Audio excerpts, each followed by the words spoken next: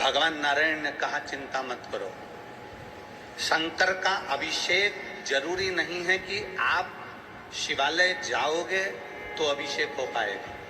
शंकर का अभिषेक जरूरी नहीं कि आप अपने घर के शिवलिंग को थाली में रखोगे, परात में रखोगे, पात्र में रखोगे तब हो पाएगा। शंकर भगवान का अभिषेक जरूरी नहीं कि आप 12 ज्योतिर्लिंग में जाएंगे तब हो पाएगा। शंकर भगवान का अभिषेक जरूरी नहीं कि आप किसी मंदिर देवालय में जाएंगे तब हो पाएगा। भगवान नारायण ने समुद्र मंथन के समय पर विष निकलते समय भगवान नारायण ने एक बात संपूर्ण क्षेत्रवासियों के लिए, संपूर्ण विश्ववासियों के लिए, संपूर्ण जगत के लिए, संपूर्ण पृथ्वी पर रहने वाले, ब्रह्मांड में रहने वाले मनुष्यों के लिए कह दिया कि शंकर का अभिषेक जरूरी नहीं कि आप मंदिर जाओगे तब होगा, घर में बर्तन में शंकर का शिवलिंग रखोगे तब होगा, शंकर का अभिषेक 12 ज्योतिर्लिंग में जाओगे तब होगा। शास्त्र कहता है शंकर का अभिषेक तुम जब भगवान शंकर को दिल से याद करते हो, श्री शिवाय नमस्तुभ्यम, ओम नमः शिवाय, नमः शिवाय, जब तुम स्मरण करते हो पंचाक्षर मंत्र का, षडाक्षर मंत्र का, ये श्री शिवाय नमस्तुभ्यम का जब तुम स्मरण कर रहे होते हो और दिल से तुमने अगर उसको स्मरण कर लिया तो समझ लेना कि तुम्हारे शंकर हो गया, उसका चिंतन हो गया, उसका स्मरण हो गया, उसकी भक्ति हो गई, उसका मंत्र जाप हो गया।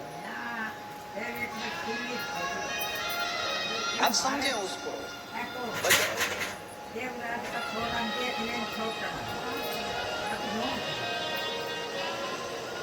आप में से कितने लोग हैं जो भगवान के मंदिर में प्रसाद लेकर जाते हैं? जल्दी से हाथ उठाओ। अरे उठाओ तो सही, कभी तो ले गए होगे, कोई से तो मंदिर में ले गए होगे, कोई से तो देवता क्या ले गए होगे। ले गए तेरा, हम भी ले गए, ठीक है, तुम ले गए थे तो हम भी ले गए, हम कोई अलग से तो पैदा हुए नहीं है। तुम ले गए थे तो हम भी ले गए। अब आप में से कितने लोग हैं जितना प्रसाद लेकर गए थे उतना की उतना प्रसाद तुमने भगवान को खिला दिया? हम भी लेकर गए थे, हम भी नहीं खिला पाए। अगर तुम में कोई बैठा हो जिसने भगवान को 1 किलो मिठाई पूरी खिला दी, लड्डू पूरा खिला दिया, बर्फी पूरी खिला दी, कोई बैठा है? नहीं, ना हम है ना तुम, जैसे तुम वैसे हम, ठीक है। अब अंदर बैठा भगवान को तुमने भोग लगाया और तुमने वो प्रसाद वहां रख दिया, तुमने वो प्रसाद वहां दे दिया और भगवान को नमन कर कर कहा बाबा मैं तुम्हारे लिए ये भोग लेकर आई हूँ, आप इसको पा लेना। जब शरीर में बहुत बड़ी बीमारी होती है ना, तो जो लोटा भरकर जल चढ़ाने वाले होते हैं ना, जो भगवान को जल चढ़ाते हैं, वो जल चढ़ाते चढ़ाते शंकर जी को क्या कहते हैं? बाबा बहुत बड़ी बीमारी हो गई, डॉक्टर ने मना कर दिया है।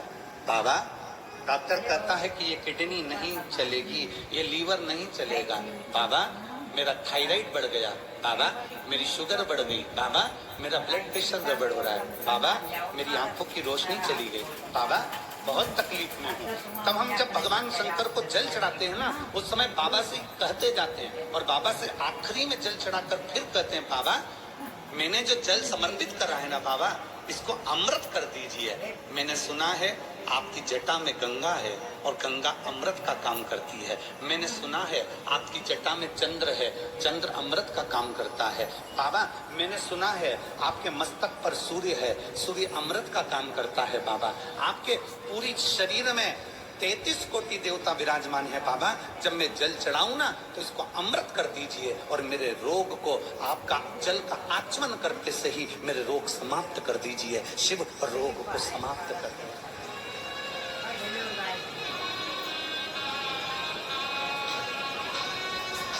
आप भी प्रसाद लेकर मंदिर में गए, हम भी प्रसाद लेकर मंदिर में गए। और गुरुजी भोजनशाला में जब हम रोज जाते हैं और जो सारे शिव भक्त भोजन कर रहे हैं उसी में से हम लोगों ने भी भोजन किया। तो कल माननीय आमदार जी और ताई कह रहे थे कि गुरुजी ना जाने उस भोजन में क्या है ऐसा कि भगवान का प्रसाद अलग ही स्वाद आ जाता है। तो मैं श्री सुहासन्ना जी से कहूंगा जब भाव से भगवान को दिया जाए ना तो भगवान भाव से पा लेता है।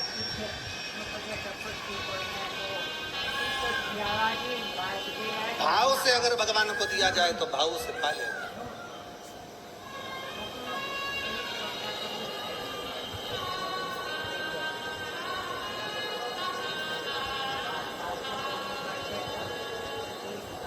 तीन लाख भक्त अगर यहाँ कथा सुनने के लिए आ रहे हैं, 2 लाख भक्त कथा सुनने के लिए आ रहे हैं, 4 लाख भक्त अगर कथा सुनने के लिए आ रहे हैं, तो उसमें से कम 1.5 से 2 लाख भक्त ऐसे होते हैं जो भगवान शंकर का प्रसाद पाकर जाते हैं।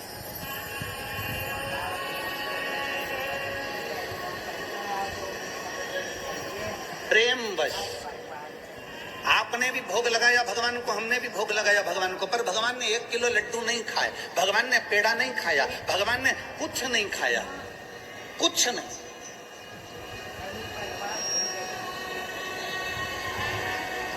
जब भगवान ने कुछ नहीं पाया, प्रेमवश बस भगवान के सामने रखा और भगवान ने उसे भाव से पा लिया, तो जो प्रसाद हम खाते हैं उसमें अपने आप स्वाद बढ़ जाता है। इससे ये महसूस होता है कि भगवान ने भोग लगा लिया है। इससे ये महसूस हो जाता है कि भगवान ने भोग लगा लिया। अब चलो आगे बढ़ते हैं। इसी कथा में आप में से सबने भगवान को भोग लगाया, हमने भी भगवान को भोग लगाया। भगवान ने अंदर भोग लगा हुआ प्रसाद पंडित जी ने हमको वापस दे दिया, हम अपना डब्बा लेकर वापस चल दिए। अब हमारा सनातन धर्म क्या कहता है? अब हमारा सनातन धर्म क्या वर्णन करता है कि मंदिर से जब प्रसाद का डब्बा लेकर निकलो तो उसमें से थोड़ा थोड़ा प्रसाद सबको बांटो। बोलो, बोलता है कि नहीं बोलता है? हमारा सनातन धर्म कहता है कि मंदिर में से प्रसाद लेकर निकलो तो उस प्रसाद में से वितरण कर दो।